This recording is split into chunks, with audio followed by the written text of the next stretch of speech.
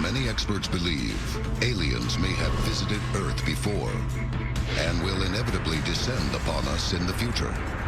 But more unsettling is the possibility that aliens are already here and that they are using us for their own benefit. Join us as we investigate the growing possibility that aliens closely monitor planet Earth and that our civilization just may be their prized experiment.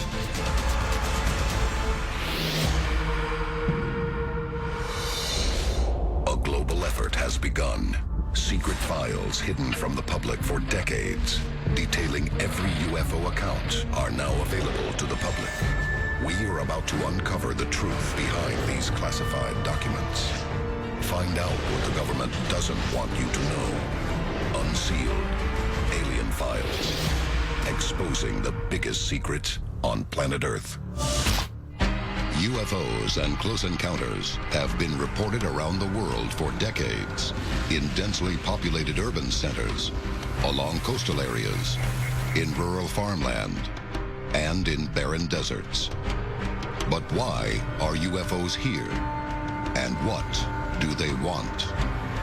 There are several different theories about why extraterrestrials might be visiting the Earth, that this is the prelude to some sort of alien invasion, that they're after our resources, whatever it is, and that they are scouting us, studying us, and this is prelude to them coming here all guns blazing to either exterminate us or enslave us.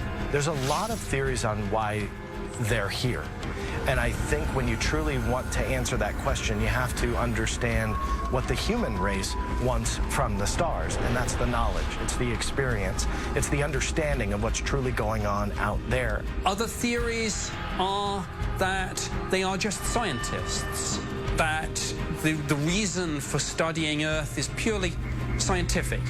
They're interested in our geology, our meteorology.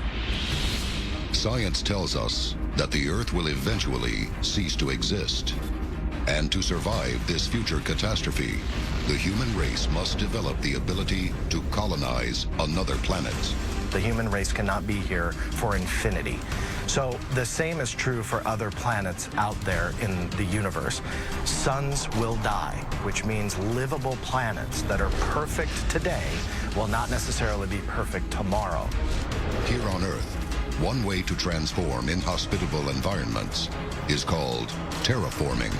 Terraforming is the process by which one would take a hostile environment, an alien planet like Mars or Venus, and one would effect, through a number of different strategies, changes devised at making the planet more like Earth, in many ways indistinguishable from Earth. So if an alien civilization wants to terraform Earth, I think it's safe to say that they may need another planet to live, that we might be close to being perfect for them because they evolved on a hotter planet or maybe a colder planet, so they need to turn the temperature down or turn the heater up, so to speak.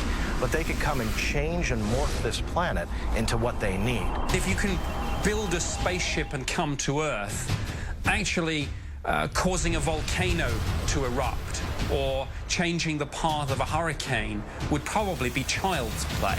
Recently, one such incident had the UFO community and the public on high alert. Unsealed case file. The Popocatépetl UFO, May 30th, 2013, Central Mexico. Active volcano, Popocatépetl, is Mexico's second highest peak and only 40 miles southeast of Mexico City. Mexican volcanologists obviously need to keep a very close idea on all the volcanoes, and particularly Popocatépetl has been the subject of some considerable concern. So there are remote cameras set up to monitor the volcano. On May 30th, 2013, there was a UFO that was caught on camera that was seen streaking across the sky towards Mount Popo. One day, scientists, when reviewing the film, saw an anomalous light, and when they played the film, it seemed to show this UFO actually, at one point, changing direction and flying directly into the crater of the volcano itself. Why would a UFO fly into the smoking caldera of a volcano? And how could it sustain such high temperatures? A lot of people theorize that these UFOs are helping civilization on Earth by stopping natural disasters. Mount Popo is an active volcano. It can blow at any time. And some think that these UFOs will have some type of physical effect on the mountain itself, on that volcano, to, in essence, calm it down to where it doesn't erupt, in essence, killing thousands of people. One theory is that extraterrestrials monitor the Earth and occasionally use technology to keep us safe from a global catastrophe. Some people have said that this is what happened with the UFO at Popocatépetl, that this was some sort of probe sent into the volcano to prevent it from erupting. Many believe that the alien civilization that's visiting Earth is trying to help us, to preserve us, to stop any natural disaster that might wipe out a large corner of our civilization. But many in the UFO community think otherwise. I don't believe that the aliens are going to come here just to stop a volcano in the middle of Mexico to save lives. Death is a part of living. It's just a fact. So if these are physical creatures and physical beings, I don't believe they're going to come to a planet simply to play God. It just doesn't seem plausible to me. Next, we investigate a dangerous UFO incident over a top-secret nuclear weapons facility. This is Unsealed, Alien Files. Experts are divided on whether alien visitors are friend or foe. But ever since the first atomic bomb test on July 16, 1945, in Alamogordo, New Mexico, UFOs have been appearing in alarming numbers over top-secret nuclear weapons facilities. It seems clear that there is a connection of some sort between the UFO phenomenon and the development of nuclear technology on Earth. It's interesting that the birth of the modern UFO phenomenon in 1947 came very soon after the detonation of the first atomic bombs, first as a test, and then, of course, at Hiroshima and Nagasaki. There's a lot of speculation that our nuclear development, our nuclear arsenals, the technology that could allow the human race to completely wipe itself literally off the map would be of great interest to another society. It's also interesting that really the first burst of UFO activity took place in a geographical part of the United States where so much of the world's nuclear industry was actually based. Roswell was actually the home of the world's only atomic bomb-capable squadron in 1947. But what may have begun in New Mexico spread to all corners of the United States. Unsealed case file, the Minot UFO. October 24th, 1968, Minot Air Force Base, North Dakota.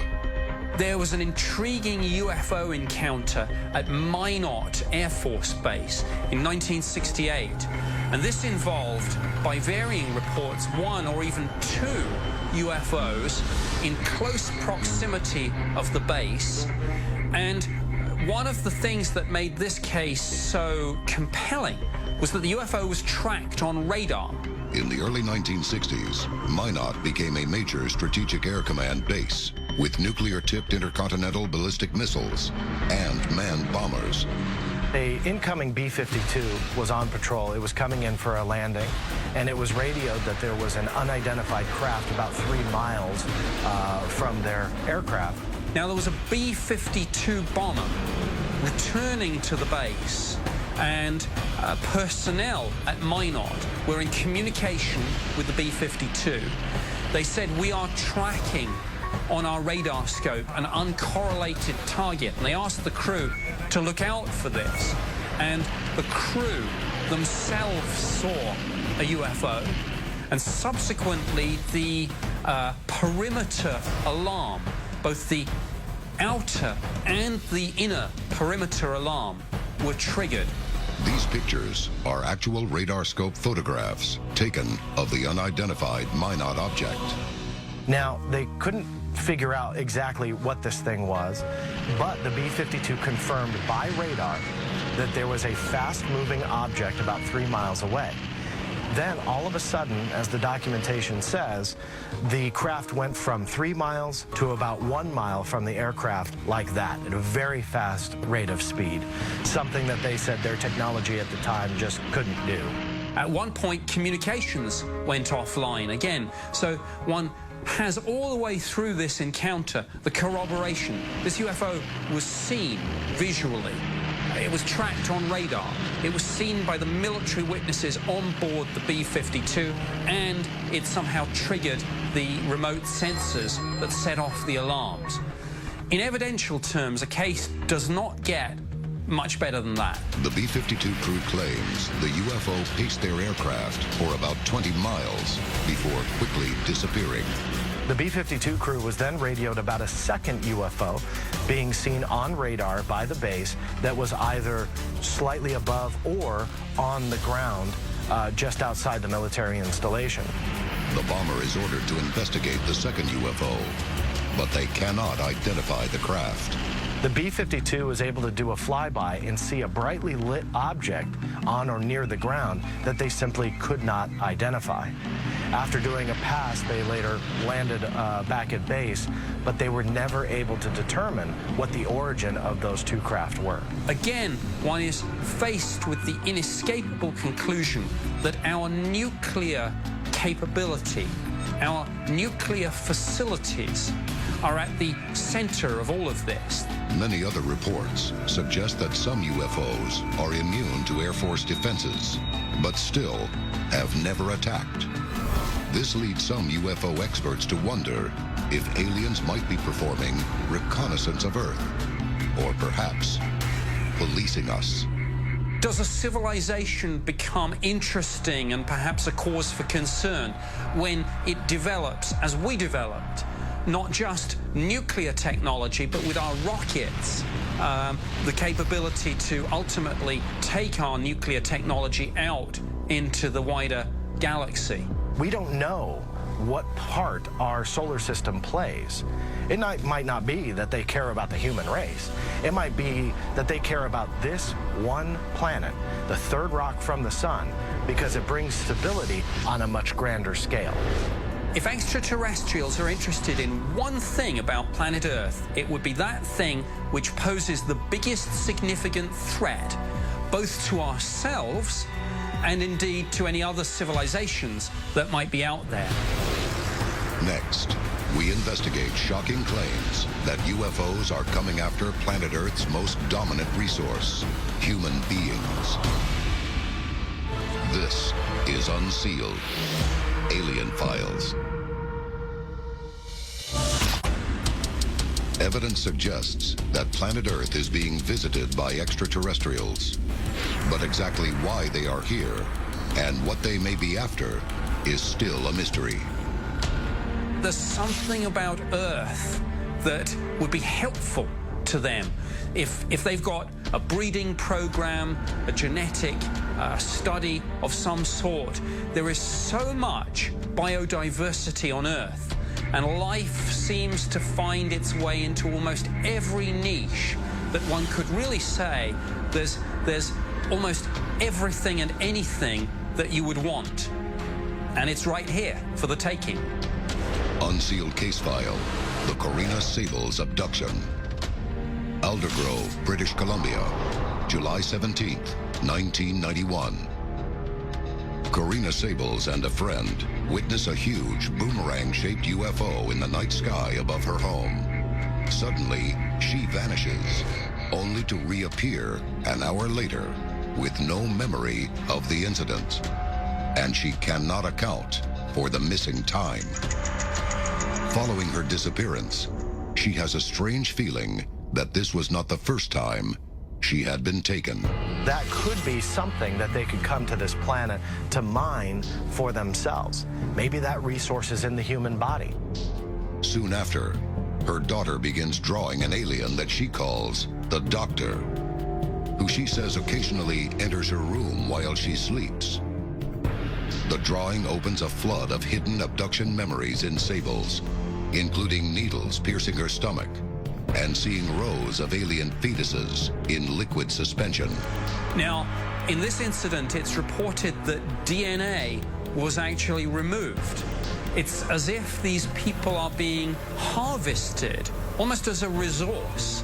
As the memories become more distinct, Sables comes to believe that she is part of an ongoing experiment to create alien-human hybrids. The Karina Sables incident is really a classic example of what you would call a repeater abductee, somebody who's had multiple experiences. These things are seldom one-offs. Sables makes another startling revelation, recalling childhood stories that her mother told her. Stories of alien abduction. They start in childhood, they continue throughout the lifetime, and they seem to involve different members of the same family. The question is, what sort of interest and use to the abductors is genetic material from multi-generational bloodlines? Sables claims her womb has been used by Greys to produce alien fetuses. But before they can be born, she is abducted again, and they are removed from her body.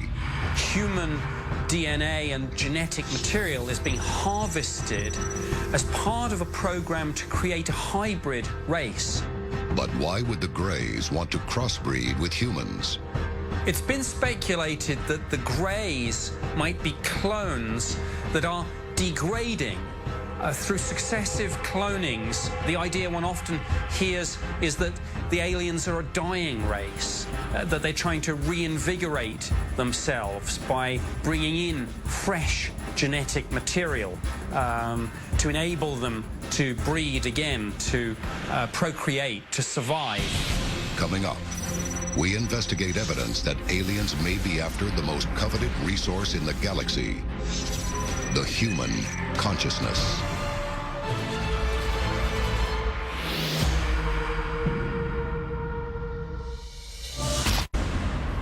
Some believe that aliens may be among us, and they may be after more than just our physical resources. There could be 1,000 or 1,000,000 or even an infinite possibilities of what they don't have, but the human race takes for granted. So maybe millennia ago, these were biological intelligences who lost their biology, they lost their bodies. And it's now, maybe, they want back what they once had. Could some extraterrestrials originate from vast cyborg civilizations? And if so, what is the one key thing these beings might be lacking? The one thing that they might want is a soul. If some alien civilizations are seeking something much deeper than just our DNA, what might happen if they succeed? Imagine something which has existed as a clone for millennia suddenly getting hold of human emotions, anger, love, fear, hate, wonder. Would they be able to control these emotions? Would they be able to handle them? Look at humans. You got some really good ones, and you got some really bad ones. The minute a machine can think for itself, and all of a sudden 1,000 years of human thought is achieved in 72 hours by a machine. When you look at that, you're flirting with disaster. This is Unsealed. Alien Files, exposing the biggest secret on planet Earth.